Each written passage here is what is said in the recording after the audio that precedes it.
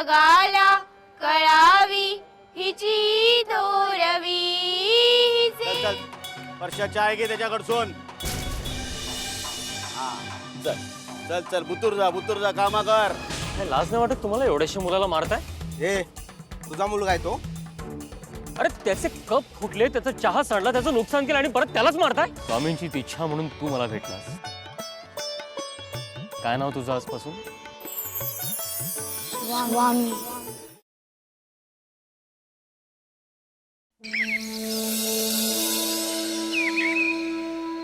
काय झालं रे? पाय दुखतायत? अजून थोडा वेळेस आलंच आपलं घर. नाही, पाय नाही दुखत आहे. ते आपण आता ज्या गाडीतून आलो ती परत बांधायला जाणार आहे ना, मी जिथं राहायचो तिथं. काय रे, काय झालं? आता परत नाही जायचं हं बांधायला? नाही, आणखी एकदा जाऊन आलो असतो तर लय भारी वाटलं बघा. एसटीतनं झाडं नुसती पळतच होती. पण म्हणून घरी जायचं नाही का आपल्याला? बांद्याच्या स्टँडवर रोज गाड्या बघायचो, पण बसायला नाही भेटलं कधी. आज बसलो खिडकीच्या बाजून, वारं लय भारी लागत होतं बघा. लय भारी वाटलं. आपण पुन्हा कधी फिरायला जायचं? आपण सगळे मिळून फिरायला जाऊ. पण आता आधी घरी चल. घरी आलास ना तुला अजून खूप मज्जा येईल बघ. सगळं म्हणजे आणखी कोण आहेत घरी? तुझी आई, तुझी बहीण, आजी, तू स्वतः आणि मी, म्हणजे आपण सगळे. बहीण, आजी, आई समजा ऐकलंय मी. परशाला बहीण, आजी, आई समजा होतं. बाप पण होता. पण आता मला पण मिळणार ना बहीण, आजी, आई आणि बाप? बाप नाही, वडील.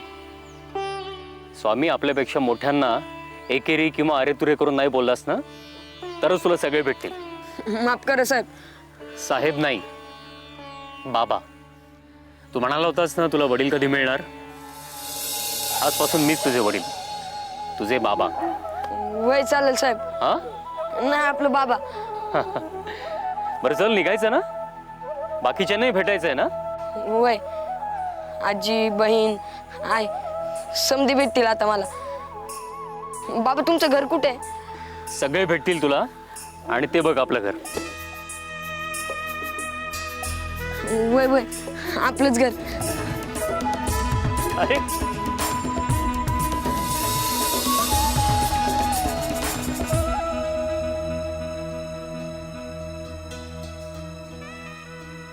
आजी, तू आजी आहेस ना? परशदादानं सांगितलंय मला आजी म्हातारी असते ते. तू कोण रे मला म्हातारी म्हणण्याची हिंमत करतोयस? मी 12 नंबर. माई, याचं नाव स्वामी आहे. अरे अशा उद्धट मुलाला तू इथे आणलंस? आई, अगं त्याला कळत नाही कोणाशी कसं बोलावं ते. स्वामी, आजीची माफी माग. आजी माफ कर मला.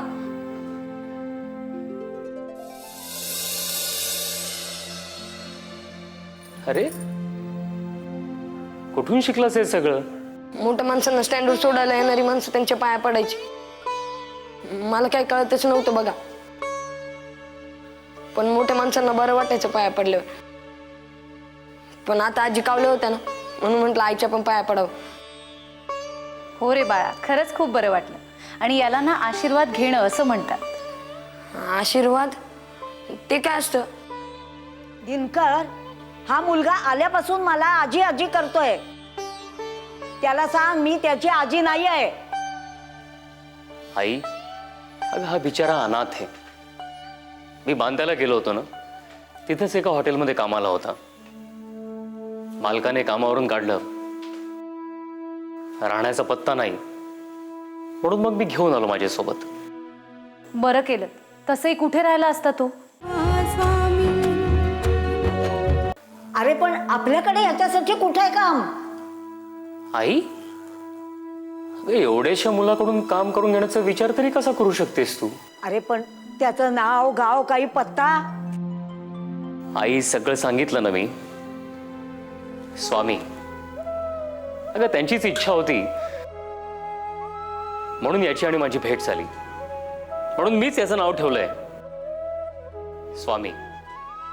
स्वामी खूप छान नाव आहे बाबा, पण पण बाबा, मी याला काय म्हणायचं? आजपासून मला दादा मिळाला, मग मी याला दादा बनलं तर चालेल का? हो, दादाच म्हण. आणि हो, याला आपल्या मुलासारखं सांभाळा. आता हे सांगण्याची गरज होती का? आपला मुलगाच आहे तो. पण काय? ह्याचं कोणीच नाहीये का जगात? अगं, कुणीच नाही कसं आहेत ना, स्वामी आहेत. स्वामींचीच इच्छा होती म्हणून हा मला भेटला. आणि स्वामी, आपण सगळे सर्वस्व आहोत त्याचं. हो, पण मालकाने कामावरनं का काढलं तुला? अगं आई, आता इथल्या इथेच सगळे प्रश्न विचारणार आहेस का?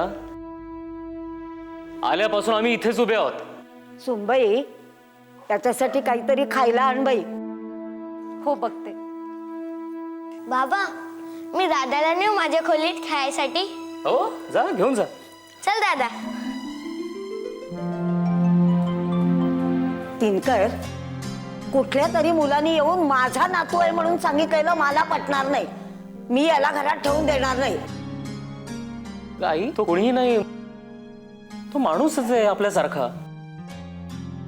आणि घरात न ठेवता जर त्याला रस्त्यावर सोडलं तर मग खडतर आयुष्य जगेल, चुकीच्या मार्गाने जाईल. मग त्यापेक्षा आपल्या घरामध्ये त्याला आणून त्याला चांगला मुलगा बनवू शकत नाही का आपण? कारण स्वामींची तशी इच्छा आहे. तू कधी कोणाचं ऐकलंयस?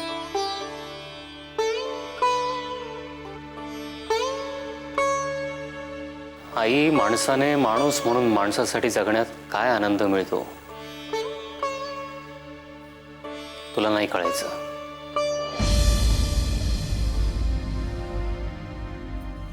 अगं, मी तुला खायला करायला सांगितलं आणि तू फक्त चहावर भागवते.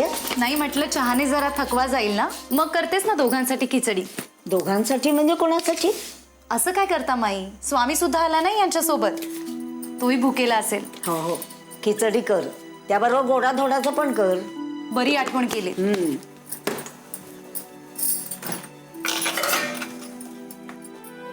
तसंही आजपर्यंत त्याला कोणी गोडाधोडाचं खायलाही दिलं नसेल ना.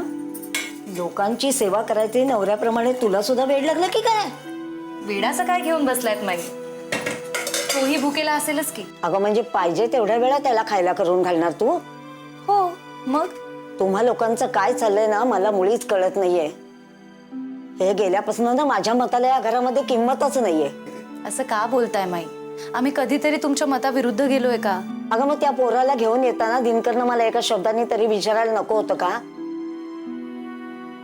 मला एवढंच माहितीये, मला तो पोरगा या घरामध्ये नको. माई, असं काय करता? एखाद्याला मदत करणं किंवा अनाथ मुलाचे आई वडील होणं हे म्हणजे पुण्यच नाही का? तुम्ही दिवसभर जपमाळ घेऊन देवाचं नामस्मरण करत असता, मग तुमचा विठ्ठल काय सांगतो? इतरांना मदत करा, पुण्य करा, हेच ना? अगं, पण म्हणजे कोणालाही रस्त्यावरनं उचलून घरात आणायचं का? आणि उद्या चोर असला, उद्या काही झालं तर त्याला जबाबदार कोण? माई, तुम्ही अजिबात काळजी करू नका. आणि चांगल्या मनानं केलेलं काम नेहमीच चांगलं होतं. शिवाय हे त्या मुलाला घेऊन आले म्हणजे हा मुलगा नक्कीच चांगला असणार. काय बोलणं, काय अवतार! अहो माई, कोणाच्या बोलण्यावरून किंवा अवतारावरून कोणाचं मन जाणता येतं का? आता तू सुद्धा दिनकर सारखंच बोलायला लागलीस. तुम्हा लोकांचं काय चाललंय ना, हे तर मला मुळीच कळत नाही. मला तो मुलगा काही नीट वाटत नाही. तो या घरात राहिलेला मला मुळीच आवडणार नाही. आता तूच दिनकरला समजावून सांग म्हणजे झालं.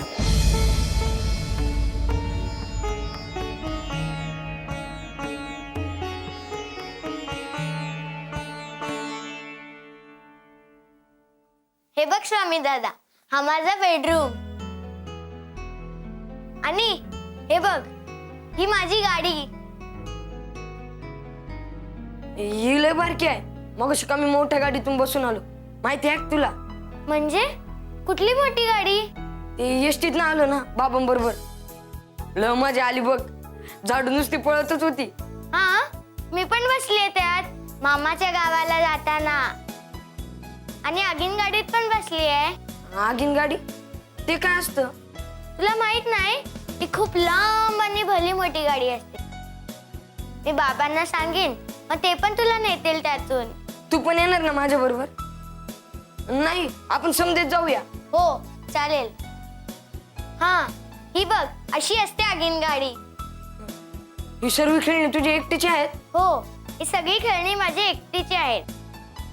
बाबांनी आणली आहेत. मला बाबा नाहीत ना, म्हणून नसेल आणलं कोणी. पण आता हे बाबा आणतील मला पण खेळणी. तुला कशाला हवी नवीन खेळणी? हे सगळे तुझेच आहेत. आपण मिळून खेळूया. मला एकटीला खेळायला नाही आवडत. आपण दोघं मिळून खेळू. मग खूप मजा येईल. मला स्टँडवर असं एक जरी खेळणं भेटलं असतं ना, लय खेळलो असतो मी त्याच्या बरोबर. मला खेळायला लय आवडतं. आता ते सोड. आता तू आहे ना, ही आगीन गाडी बरोबर खेळ आणि मी ही गाडी खेळते. हा, बघूया कोण जिंकतं ते. मग ते तुला फक्त खेळायलाच आवडतं? मला माईच्या गोष्टी सगळ्यात जास्त आवडतात. खूप छान गोष्ट सांगते ती, राजाची. आता ते माझ्या पण आजी आहेत ना, मग ते मला पण गोष्ट सांगतील ना? हो सांगेल ना, त्यात काय. आणि तू असं नको म्हणूस, बोलल ना सांगल ना. म्हणजे कसं बोलायचं? आता तूच सांग मला. तुला जे म्हणायचं ते म्हण, मग मी सांगते. हा, तू लय भारी आहेस बघ.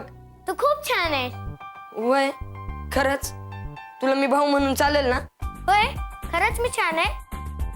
तुला मी भाऊ म्हणून चालेल का? तुला मी बोलायला नाही सांगत आहे, विचारतोय. मी बोलायला नाही सांगत आहे, विचारतोय. अरे देवा, ही असं काय करते? अरे देवा, ही अशी काय करते?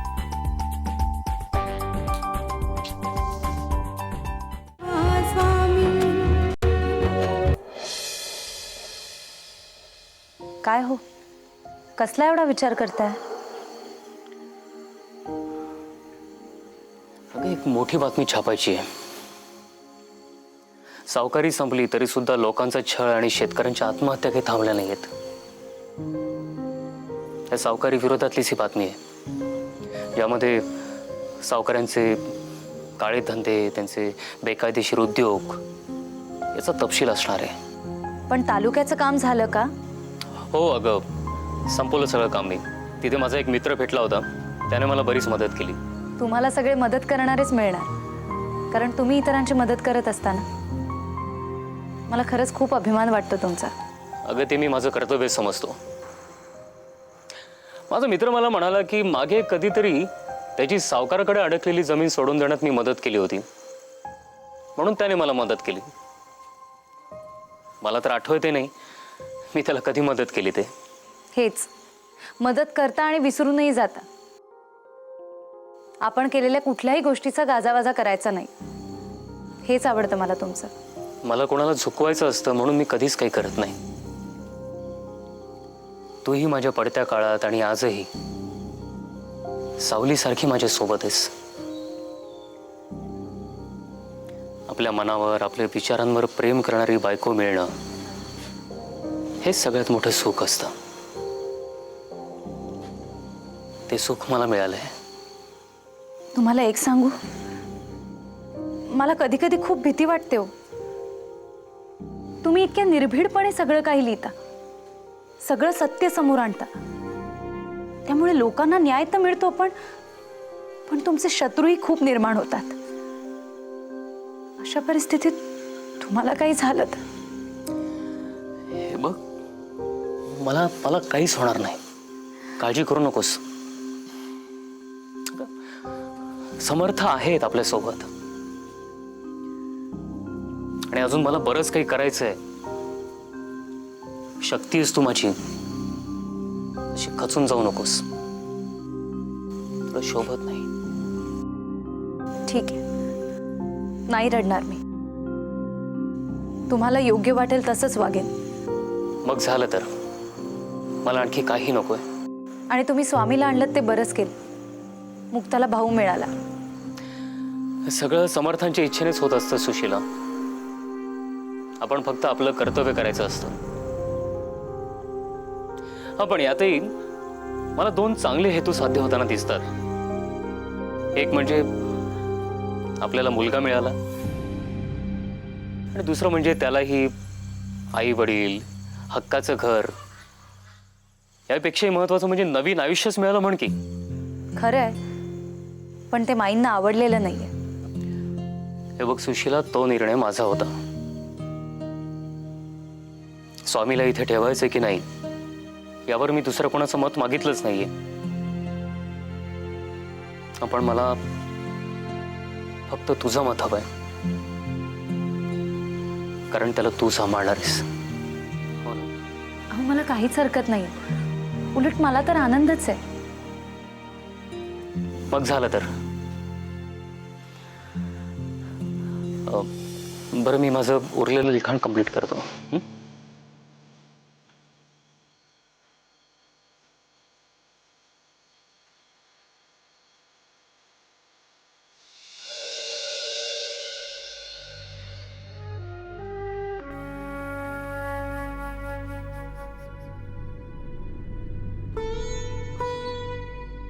हे काय करताय माई? तुला दिसत नाही मी काय करते ते? डोळे फुटले तुझे? नाही, ते आमच्या हॉटेलात पण एक आजोबा अशीच माळ घेऊन जप करायचे. हे तेच आहे ना माई? मला माई म्हणू नकोस, मी तुझी माई नाहीये. पण मुक्ता पण तुम्हाला माईच म्हणते ना, मग मी म्हंटल तर काय झालं? कारण ती माझी नात आहे, तुझ्यासारखी रस्त्यावरून आणलेली मुलगी नाहीये. बर, नाही म्हणणार माई. आता तुम्हीच सांगा मला, तुम्हाला काय म्हणू ते. मला काही हाक मारू नकोस, हेच सांगायचंय मला. बर, नाही मारणार हाक. पण मला ती गोष्ट सांगा ना, राजाची. पण मी तुला का गोष्ट सांगू? तू कोण आहेस माझा? अहो, मी पण ह्याच घरात राहतो ना, मुक्तासारखा. तुम्ही जशी मुक्ताला गोष्ट सांगता तशी मला पण सांगा की. तुला सांगितलेलं समजत नाही का रे? तुला ह्या घरात ठेवलंय हे नशीब समज. आणि हे बघ, तुला गोष्टच ऐकायची आहे ना, मग तुला ज्यांनी रस्त्यावर सोडलं ना त्या आई बापांना सांग तुला गोष्ट सांगायला. मला वेळ नाही, मला माझ्या पोरीकडे जाऊ दे.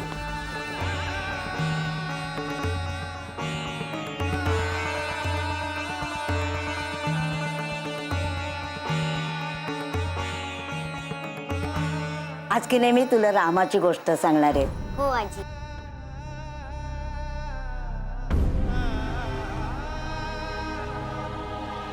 कैकई होती की नाही, तिला आपला मुलगा भरताला राज्य द्यायचं होतं आणि रामाला 14 वर्ष वनवासात पाठवायचं होतं. दशरथ राजाकडनं तिने काही वर्षापूर्वी तसं वचन घेतलं होतं आणि त्या वचनाचा उपयोग तिने आत्ता करून घेतला होता. आणि मोठ्यांची आज्ञा म्हणून राम वनवासाला जायला पण निघाले. माई, वनवास म्हणजे काय ग? अगं म्हणजे आपलं राज्य सोडून जंगलात जाऊन राहणं, याला वनवास म्हणतात. आणि कौशल्येनं आपल्या मुलाला तो वनवासात जावं असं तिला मुळीच वाटत नव्हतं. मग राम वनवासाला गेला का ग माई? गेला ना, पण त्याच्या जाण्यानं कौशल्येला आणि दशरथ राजाला खूप दुःख झालं. पण कैकईला काही फरक पडला नाही.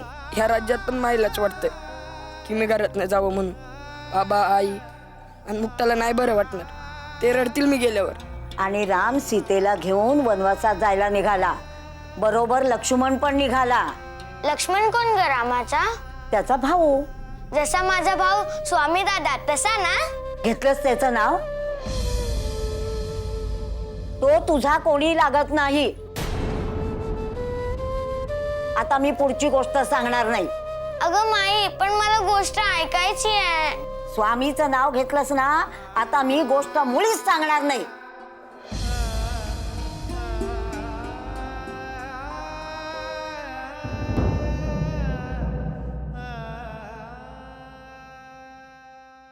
तुमच्या पैशाची गरज नाही मला. इतके दिवस शेतकऱ्यांचं शोषण केलंय तुम्ही. कितीही फेडलं ना, तसूभरही कर्ज कमी होणार नाही. अगं पण मी कुठे म्हटले त्याला रस्त्यावर नेऊन सोडा म्हणून? अनाथालय काय ओस पडली नाहीये, तिथे नेऊन सोडा. नाही, अजिबात नाही. पण तुम्हाला दादा नको म्हणूस.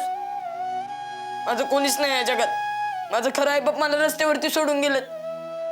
हे माझं खरं आई बाप नाहीत. आणि तू पण बहीण नाहीस माझी.